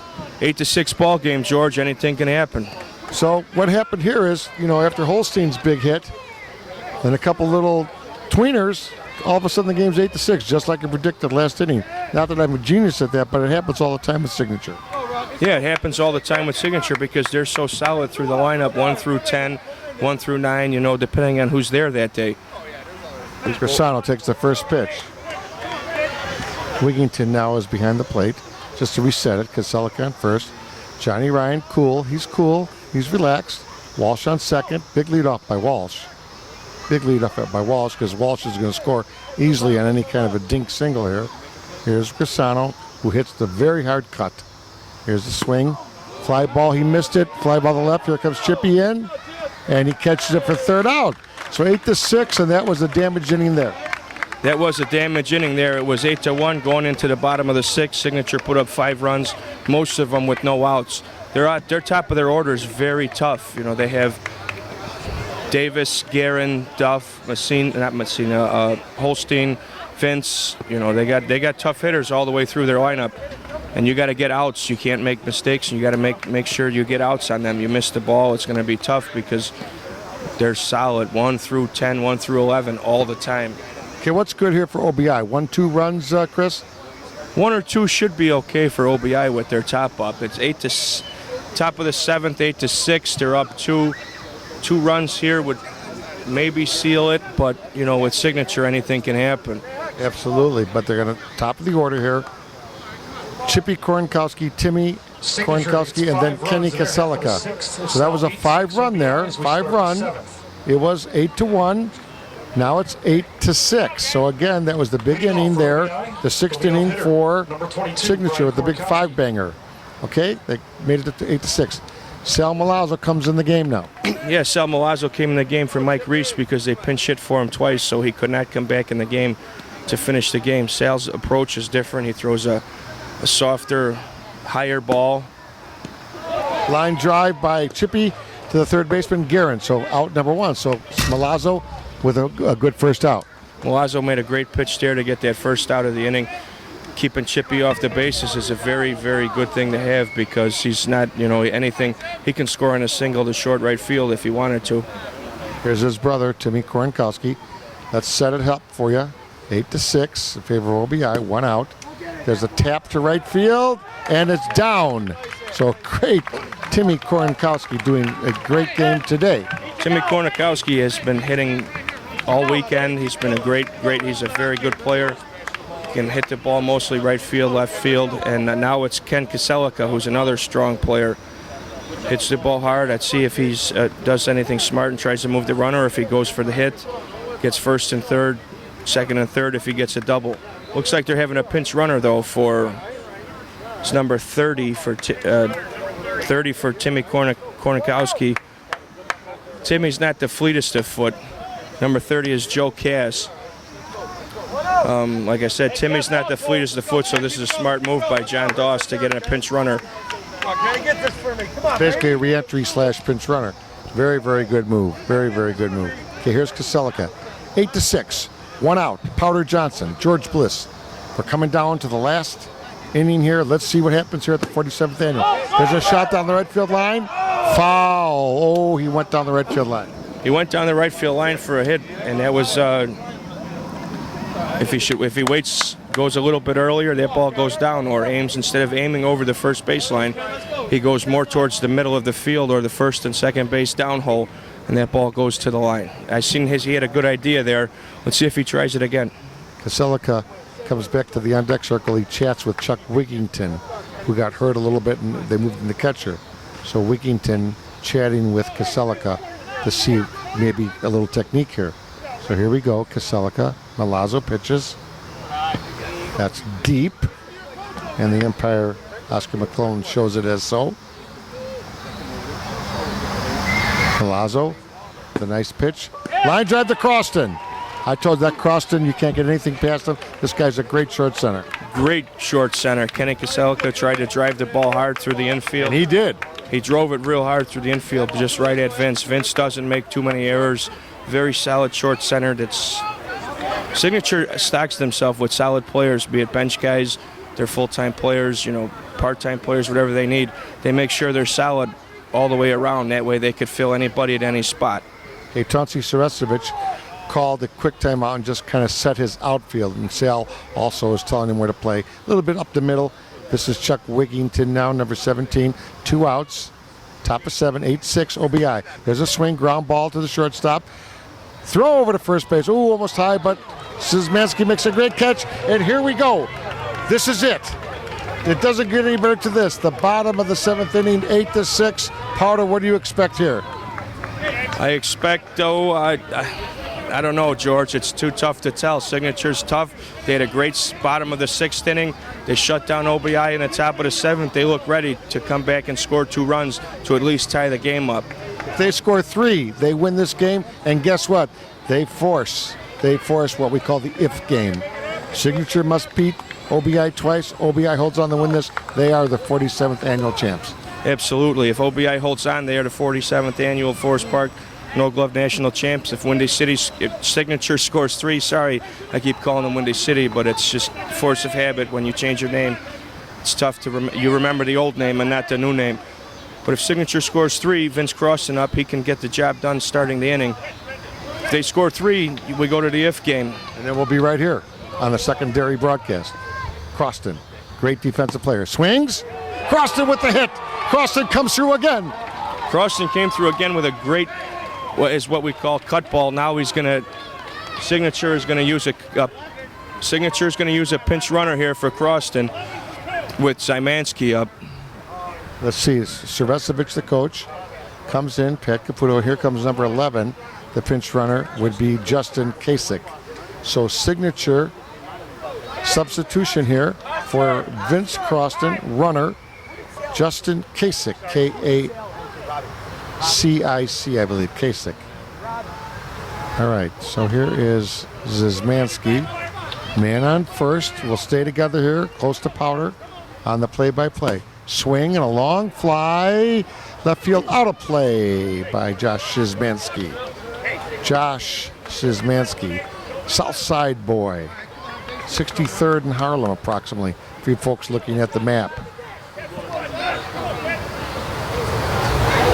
Syszmanski, Josh, great name. Josh, very, very calm player. He's going to put a charge here. He's not going to get cheated. Pinch runner at first. Kasich. Here's the pitch. Zizmansky yells out no, that he's not going to be swinging, not to get caught leaning on first. Johnny Ryan all the way for the OBI team. Swing, ground ball to short, over to one, over to two, double. Oh, no, he dropped it at first base. They had the double play, but dropped at first base. And Zizmansky does get second as it rolls into out of play. That was a great play by Timmy to flip over to Sieben. Kenny dropped the ball at first. Josh Zizmansky beat it out. Now the ball went out of play, so now you have the runner in scoring position. Zizmansky at second with Dags up. Dags actually stayed in the game for Mike Reese, and Sal substituted for Robbie Grisano. That way Dags can keep his bat in the lineup, and when Robbie comes up again, Robbie can pinch hit. Robbie can go in the game for Sal and hit again if he needs to. Okay, now a little discussion here. They did force the run out at second, and they had him dead to right at first, and the first baseman either got bumped a little bit, but they're not going to call it. Josh Zizmansky is awarded second base as the ball did get through after it was caught, dropped at his feet, kind of bounced off his foot, and went out of play. I haven't seen that in a while. I haven't seen it either. It kind of looked like that Kenny Koselico was trying to throw the ball before he caught it to throw it around the infield after you get the second out of the double. Ah, gotcha. Okay, here we go. Dags.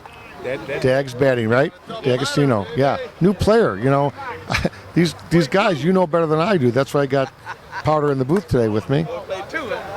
Okay, Zizmansky at second, one out. Almost had the double play there. If they get that double play, it would have been a big difference. But now, just one out and a man on second. So a home run, of course, ties it. Here we go. Swing. There's a hit.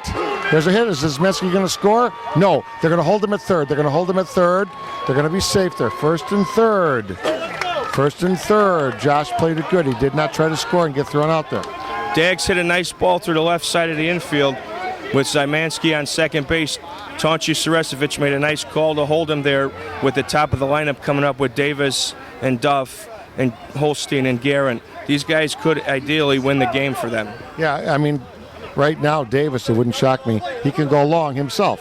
He can go long. If he goes long, the game's over. First pitch hits the plate. Are they deep in the outfield, Josh? Are they deep? They look deep. They're way deep. The sun is down. Here's the swing. Ball two. Johnny Ryan, 2-0. Here's the pitch. There's a strike. 2-1. Very quickly. Johnny Ryan's working very quickly here. Here's the swing. There's a shot to left field, and it is down. Here comes Zizmansky for the run. 8-7, and it's a double. 8-7 double now by Brian Davis. Still one out, second and third with Duff up. Man, it's exciting, George. It's very exciting right now. Kevin Duff is up. He's been hitting the ball well today. I'm expecting them to walk him to pitch to Mark Holstein, which might not be a good move, but you got to do it here to keep the double play alive, keep every force at every base. Oof, I don't know what to say. I'm going to say you're going to have to pitch here to Duff because he's not going to hit it over your head. If he's going to get a single, so be it. It's going to win the game, but he's not going to hit it over the fans. So you have to pitch to Duff, which is kind of the opposite of what you normally would do in this situation. 8-7, one out, men on second and third. Timeout. The coach, Saresevich, goes out to talk to Davis. Obviously telling him with one out, there's the shot to real hard to the outfield. You don't have to score because we got Holstein after that. So a lot of strategy here. A lot of strategy. The umpire is talking. Let's go, guys. Zizmansky talking. Guys talking on the right side, the left side. Everybody's got a theory of what to do here. They walk Duff. They do walk Duff, which I cannot see, but I'm out here and you're over there. So they walk Duff. Wow. They're looking for some kind of a force play or something, or what are they looking for? If they walk him, they tie the game. They can't do that. So they're going to, I would play 4 outfielders. I mean, that's what I would do. But they're not going to do that. Do they have 4 outfielders? No. They just have the right slate loaded. Okay. Here's the pitch. Ball way, way outside, a foot outside. 8-7, 7th inning, bases loaded, 1 out, Holstein up. Swing. Line drive to the second baseman. Oh, my. Great catch there at second base. The line drive caught it right up for shoestrings. Wow, that was a nice play. The reason why OBI walked Kevin Duff to pitch to Mark Holstein is because to keep the force out alive and it worked. And maybe get a double play. And yes, it worked. He smoked the ball to the short center. Sieben made a great play to hang on to the ball. Luckily, the guys on base stayed close to where it was not able to turn it. They didn't get frozen, as we say. Wow. We're glad we're bringing this to you on SSA Broadcast. Jimmy Bliss on the camera up there. They call timeout again. Wigginton goes out. Very simple. Don't give him anything good to hit. Yeah, now Garen's up. Garen has the capability of winning this ball game as well. Let's see how Johnny Ryan pitches to him to try and get this last out. 8-7, bottom 7, 2 outs. You can't ask for nothing better than this at Forest Park. I'm nervous. You nervous? I'm nervous for both. I'm nervous for both teams, George. I'm nervous for Johnny Ryan because Johnny Ryan is a great pitcher, a good friend of mine, and I'm also nervous for Chris Garen for the same reason. Same reason. He's a good friend of mine. You know, he's a great player. Let's see what he does here. Here we go. Don't do it. Here's the pitch. There it is. Whoa. I got the home plate camera here. We got the whole thing going. We got the camera up in the booth. Garen, bases loaded, 2 outs. Forest Park on the line. There's the ball. Ryan cannot lose this guy. Here's the pitch. He walks him. He walks in the tying run. Oh my goodness gracious. He walks in the tying run. He walks in the tying run. He got nervous there. He short-armed it. Garen took him. It wasn't close. 8-8. Vincey now a chance to be the hero in this Game 1 championship to force it to an if game. Yeah, that was. I don't know what Johnny Ryan was thinking there, trying to pitch. You got to pitch to get the guys out. Garen usually doesn't take pitches that are they take good pitches. So those 4 pitches must have been really, really bad. Yeah, a couple hit the plate actually. Now Stacey's up and see what he does. I mean, he see what he does. He's got to get a hit here to get the run home. And there's a line drive, and it's going to go extra innings. Caught by the shortstop. Extra innings here, George. Like I said, it's nervous. I've been out here for the last 15 years or so, and this is the most exciting game I've checked out. Wow. So OBI is going to call a quick timeout here. Johnny Ryan right next to us in the on deck. Well, he's actually by the bat rack here. And Malazzo seems disappointed. He was hoping they could get that first game under their belt. But now let's explain it one more time. Extra innings, 8s on the scoreboard. If OBI would have held on to win it, they would have won the whole thing. Signature came back to tie the game on a walk to Garen. That tied the game, and then a line drive by Stacey, their great shortstop, to Korenkowski, who made a great play, leaping play. Otherwise, that game's over. 8th inning, 8-8. I don't even know what to say here. I don't either, George. 8-8 in the 8th. Forest Park final, no glove nationals. Windy City had Signature had a chance to get through in the if game. Now Colby Fox, he's a tough hitter. He's I still can't believe Johnny Ryan walked in the run. Here's Colby Fox, the center fielder. Malazzo out there.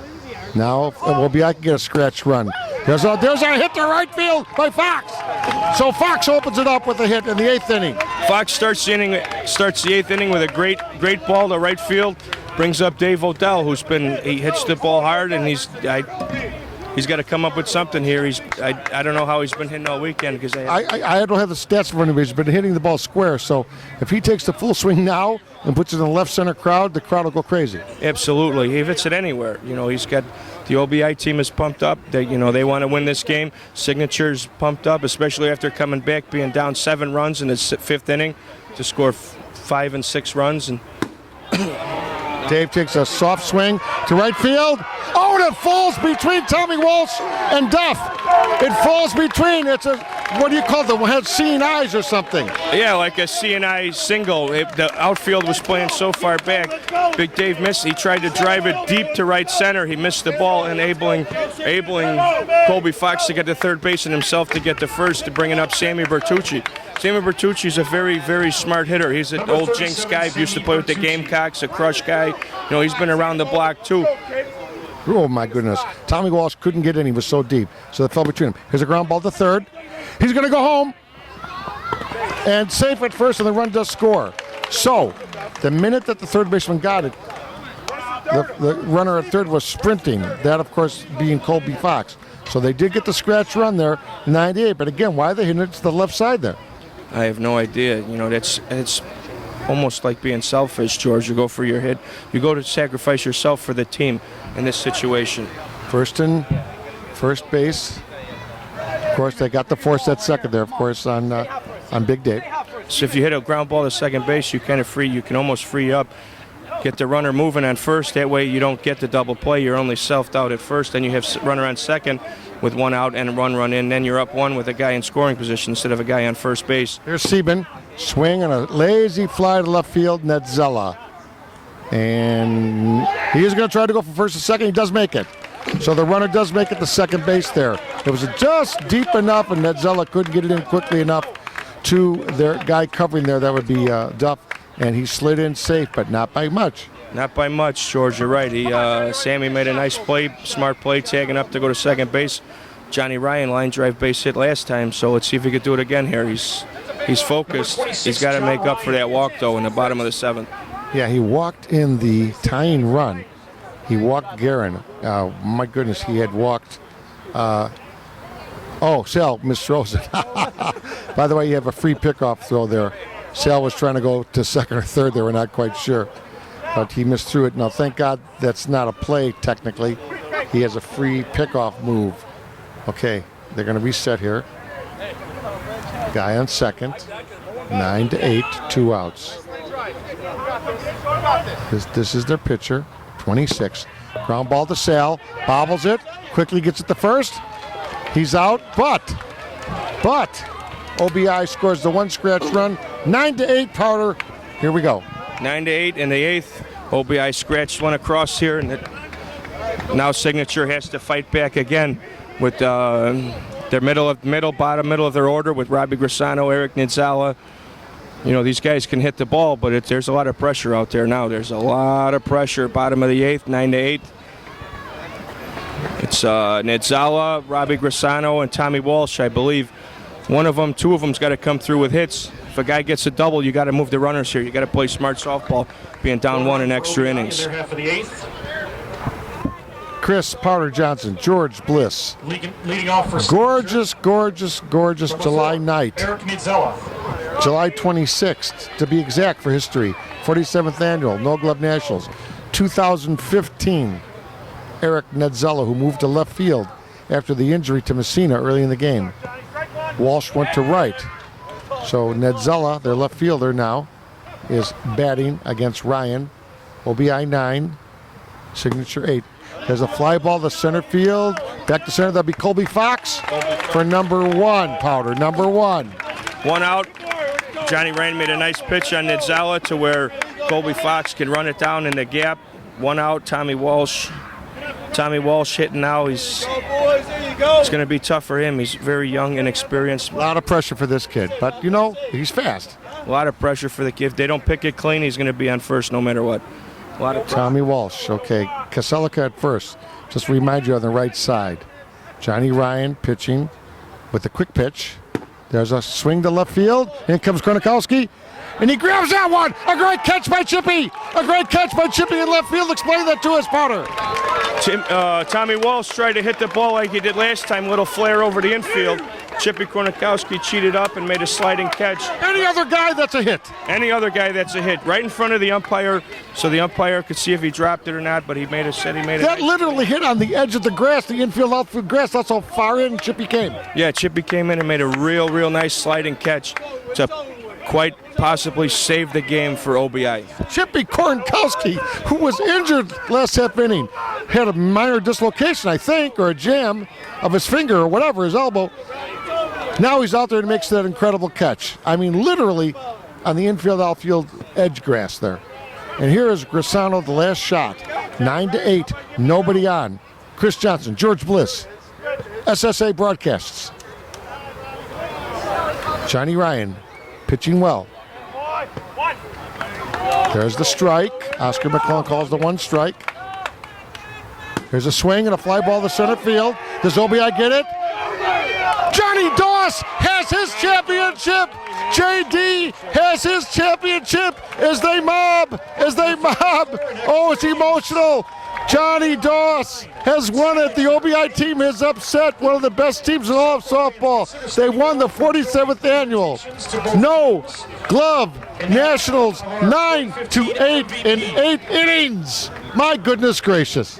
Congratulations, John Doss and the OBI softball team. They played well all weekend. Last year they lost in the championship game to the Chicago Dynasty, so I'm sure they were out to win this weekend, and they made a point. They proved a point that they're one of the best teams in softball this weekend. Pat Caputo, signature. Congratulations to them, too, for getting this far. Like I said, they probably ran out of gas, George. They played a lot of games today, and, you know, it takes your toll. It's hot out. When it was hot outside during the day, you know, they played well, but just not well enough. OBI played great all weekend. It was a pleasure to watch, pleasure to do the game with you, George. I appreciate it. Thank you very much. Well, hang around for some post game. That's the great Chris Johnson, George Bliss, Jimmy Bliss up in the dock. Keep that video going, Jimmy. We're going to do the post game here. Let that video roll on SSA broadcasts out here at Forest Park on a beautiful July night. The game ended, you know, roughly Central Standard Time about 8:41, roughly in that area, 8:41, just to give you an advantage. They've been playing all day here. OBI, John Doss, no one better. John Doss, unbelievable as he leads his team. Injuries, errors, drama. Walked in the tying run in the 7th. Johnny Ryan wins it all, and there goes Johnny Doss's family out there. I believe that's Karen Doss going out to the field. She'll be out in camera here in a second. If you can see her. We're going to try to get Johnny Doss over here. There's Ryan Russ. As soon as they're done, you'll grab a player. We'll get Johnny Doss in here, and we'll get a couple comments, Chris, as we roll here on the SSA broadcast post-game edition. George Vorsnaros on the sidelines, Jimmy Bliss. A couple more minutes on the camera. And here we go. Let's grab Johnny Doss right now, if we can get him right over here. Just incredible. Invite signature to home plate. So now let's check that signature. We are going to show the presentation of the second place trophy, and then after that, of course, here comes signature to home plate. So Jimmy is catching that snapshot there, that video. I see Gracie Kenny out there, the tournament director. Johnny Ryan. There's Johnny Ryan right there. Let's get Johnny Ryan over here. Let's get him real quick just for 10 seconds. Johnny, are you nervous when you walk, Chris? Oh, yeah. I mean, you walked to the tie and run, but you guys came through with the scratch run. You won it. I don't want to give Chris nothing easy. He's a good hitter, you know, so I threw a bad pitch. I walked him, and here we are. A little nerves right there. The nerves are crazy out here. The nerves are crazy. I've been nervous all weekend. I'm just glad it's over. Thanks, George. Johnny Ryan there. He's going to go out and get his trophy. Amazing. Absolutely amazing. Johnny Ryan there. They're giving the trophy now. They're taking the pictures of the signature team. We have the photographers out there from the Forest Park crew. Signature takes second place as they get into the frame there. All the great players, Szymanski, Tonsi Seresevich, everybody's there. Robbie Grisano, Pat Caputo, Tommy Walsh, and of course Reese, the pitcher. Now here comes the champions from OBI, led by Johnny Doss. One bad inning, OBI to home plate for the championship.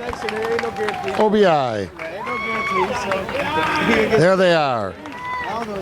My goodness, Johnny Ryan, I tell you just for a second there, he was honest with us. He said he was nervous as could be. when he walked Chris Garen there in the 7th inning to tie the game with the bases loaded. And that was the home half there for signature. So one more run would have taken it for signature. They would have had to go to the if game. But don't need to do that now. OBI has won it. Big Dave Odell there. Johnny Doss. Colby. Here's the MVP. He led his team in runs scored and hit over 825 for the tournament. If there was a rally, he probably started it, and if you hit it to left field, he probably caught it. Your 2015 MVP is Brian Korenkowski. Chippy Korenkowski wins MVP. It's obvious he dominated. Chippy dominated all weekend this weekend. He made a nice play, played a bunch of great plays, started every rally, started everything for this OBI team. He's a great player to lead in the top of your lineup. Now let's see. I mean, they're gonna go far if they keep the top of their lineup and their players the way they have it. Chippy Korenkowski, his brother Timmy, John Doss, Big Dave. You know, they played well together. Jimmy Moretti. Their pickups, they've made great pickups. And look at this, George, out here. There's a lot of people taking pictures. I've never been a part of one of these, but it's fun to watch. You know, maybe one day we'll be out there. You guys will be talking about me out there. Maybe, who knows? But Johnny Doss and his OBI group, they made a nice run this weekend to go undefeated, and they did it. I mean, that's good. Wow, Johnny Doss here with his team.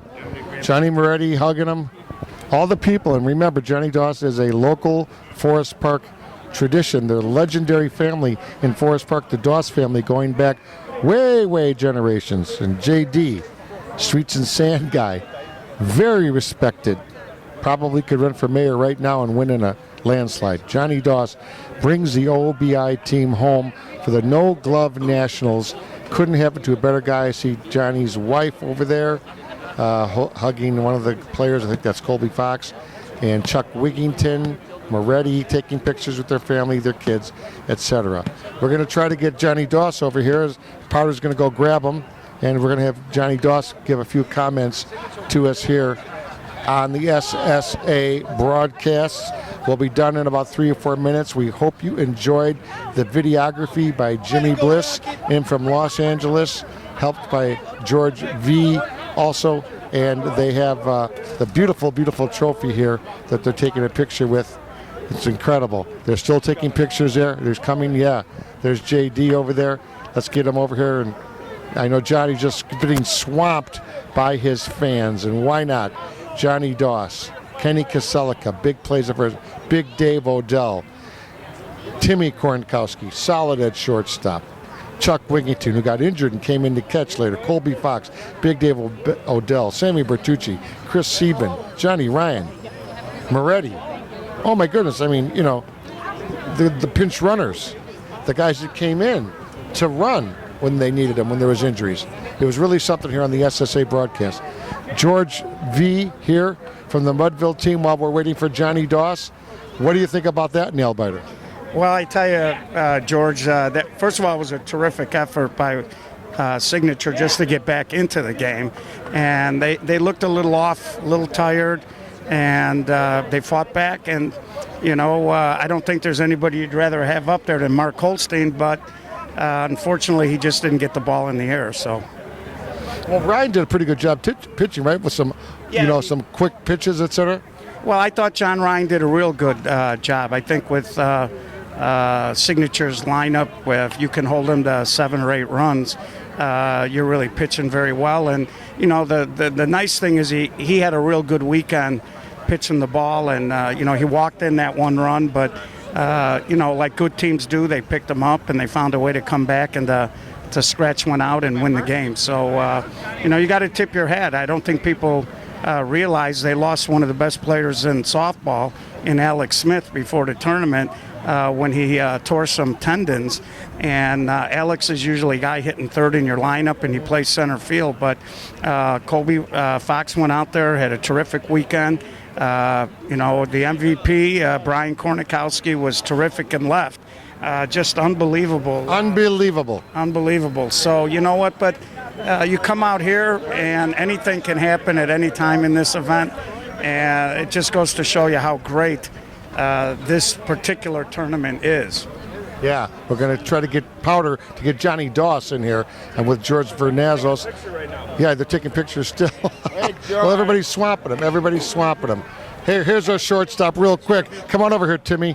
You wore number 90 today. Two more. Yeah, fantastic. Your brother. I mean, my goodness, that play to grab that ball on the infield, outfield grass. I've never seen anything like it. It's unbelievable, man. That ball was fair, too. That's the thing. Come running in. He hurt his thumb earlier. I popped it back in. And that's what you did. We were wondering about that. Come on, if you're going to hurt us, come on out. He says, there ain't nothing. He goes, you have to cut my legs off to get me out of here. So everything worked out well, man. This is good. It's got to feel good because you used to play on Signature. Now you're with the other team that just beat them. Yeah, I played 4 years with those guys, man. Those guys are all good guys. But today we were the better team, that's all. Fantastic. Thanks. Go celebrate. I will. That's the great shortstop. Number 90, Tim Koronkowski, who played just rock solid at shortstop. Rock solid. Unbelievable. Just absolutely. Dave Novak, the old director, who's still younger looking than ever. And you've seen games all your life, but again, this one goes down as one of the best, no? Oh, yeah, and I'm so proud of JD. You know, John's a commissioner here. He's the head of Public Works in Forest Park, and this is his first Forest Park win. Great for him. Fantastic. Dave, thank you for all the years you gave to this town. And your predecessor and the guy that came before you, after and through you, Jim Sarno, and of course after that, Mr. Pikars. That's right. Yeah, everybody's doing it. The tradition continues. You know, back in 1969, Jim Sarno started this. I came in '73. Larry Pikars took over for me in 2008, and you know, we're shooting towards that 50-year mark and more. All right. And now in the booth of this is the MVP. My goodness gracious, Chippy Korenkowski. Tell us about that play where you hurt your thumb, first and foremost. I kind of just dove forward and I caught the ball, and then when I hit the ground, my thumb got caught underneath, and I just let go of the ball, I guess. Let go? I would have never got near it. What are you talking about? Should have caught it, I thought, but it happens. Well, congratulations on the MVP. You and your brother are a tough combination. Go back to the Kelleher's and the Filkinses. Now we got the brothers, K, you know, tremendous team. Yeah, I mean, we just put our hits together this week and capitalized on team's errors, and it was just a good weekend.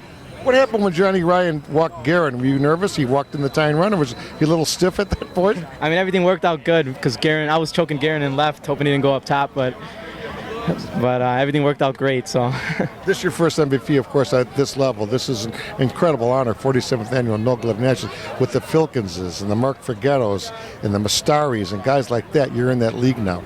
Yeah, I mean, I feel honored. I mean, it's my first. I mean, this is the only tournament I really want to win, and oh yeah, it's about time. So we'll go celebrate, and we'll see you at the Major Nationals SSA coming up. But here's the